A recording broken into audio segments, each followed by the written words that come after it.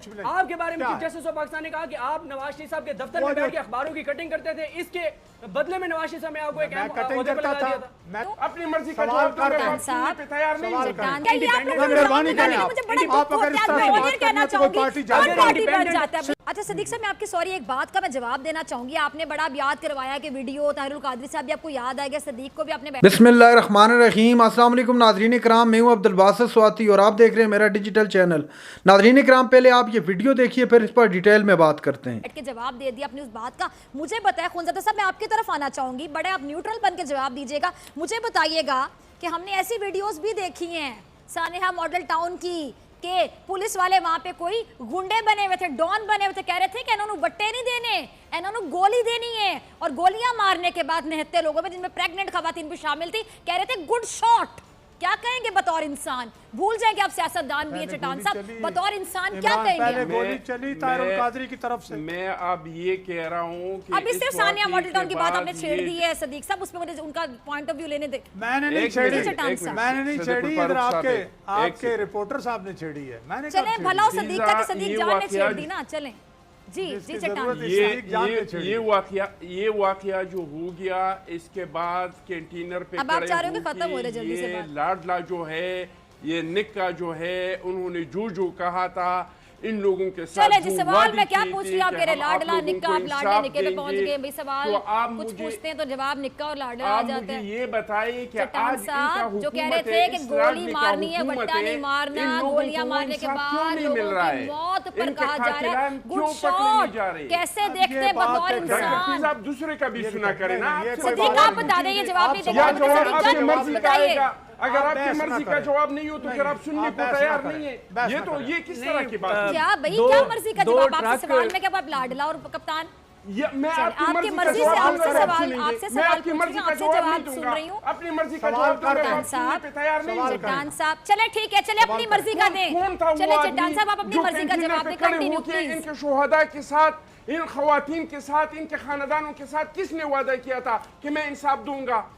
कौन कजन था कादरी साहब का? कादरी साहब के साथ इधर इस्लामाबाद तक कौन आया था?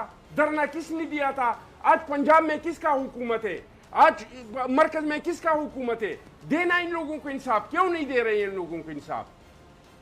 देखें जी सदीक फारूक साहब ने जिन 2 ट्रकों के असले की बात की ना, 4 साल तक उसके बाद इनकी हुकूमत रही।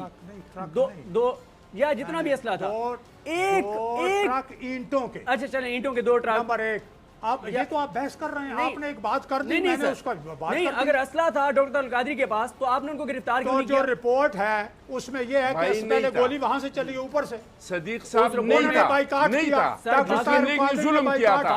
नशरी साहब की रिपोर्ट क्यों में उसके खिलाफ कार्रवाई नहीं? 16 महीनों में क्या किया इस हुकूमत ने? पंजाब हुकूमत ने क्या किया? बात कहां से चली है, बात कहां है? अब इस तरह से अगर आमने सामने बैठ के इल्जामात लगाने की बात करें तो फिर आप पार्टी बन गए। छोड़ें जी, ये क्या है? आपकी तरफ आ गई ना, ये पार्टी बन गए हो आप। अब कहेंगे कुछ तरीका है, अपना इंडिपेंडेंट जो बात कर रही है वो करो। मेहरबानी करें आप अगर इस तरह से बात करना तो कोई पार्टी जाएगी। पार्टी बन जाता है भैया, आप लोगों को पूरा मौका दिया जाता है बात का। अगर इंडिपेंडेंट जाओ पार्टी जान करो। अगर इंडिपेंडेंट बात करनी है तो आप सारे आलम साहब को भी हटाया।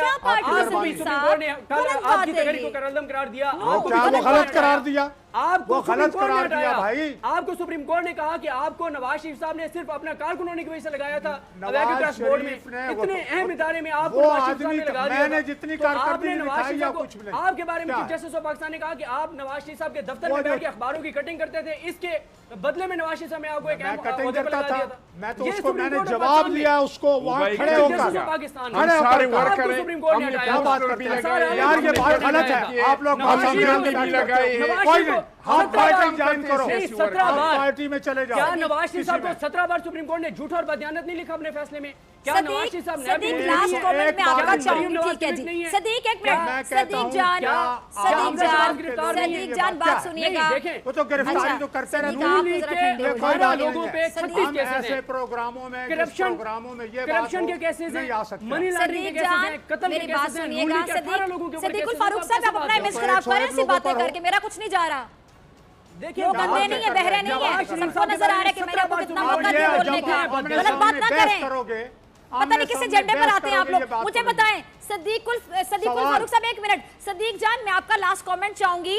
पूरे ये YouTube पे लिंक अवेलेबल होगा पूरे प्रोग्राम का, ऐसे नहीं चलेगा, लिखिएगा बोल न्यूज पे पूरा प्रोग्राम देखेगा, रात 2 बजे रिपीट देखेगा, बताइएगा कहां कौन पार्टी बना। ये इल्जाम है आपका, जो आप इल्जाम लगाते हैं सिर्फ हम पे नहीं, बड़े सहाफियों को सुननी पड़ती है आप लोग की ऐसी बातें। आप लोग कहते हैं हम आपकी मर्जी का जवाब सुनना चाहते हैं, आप लोग चाहते हैं कि मर्जी का सवाल करें, नहीं करेंगे। बताइए सदीक जान, बतौर सहाफी मैं आपकी फीलिंग्स जानना चाहूंगी कि बहुत से सहाफी इस बात पे तकलीफ में आते हैं कि हम बड़ी ईमानदारी से सबको मौका देते बोलने का, 5 सेकंड में बगैर सबूत के इल्जाम लगाते हैं कि आप लोग पार्टी बन रहे हैं। This is not fair.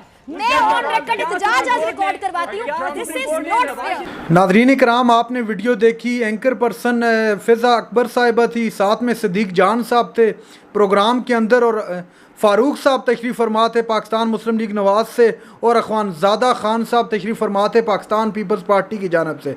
Nadreen इकराम, सवाल किया गया, जब बात चल रही थी मॉडल टाउन का जिक्र छिड़ गया, और मॉडल टाउन के हवाले से कहा गया कि मॉडल टाउन के अंदर किस तरह कत्ले आम किया गया, किस तरह लोगों पर गोलियां चलाई गई, और गोलियां चलाने के बाद पुलिस वाले उस पर किस तरह खुशियां मनाते रहे, और किस के कहने पर, किसकी माँ पर ये हुआ, ये PMLN का दौर था और ये सारा कुछ कैसे हुआ।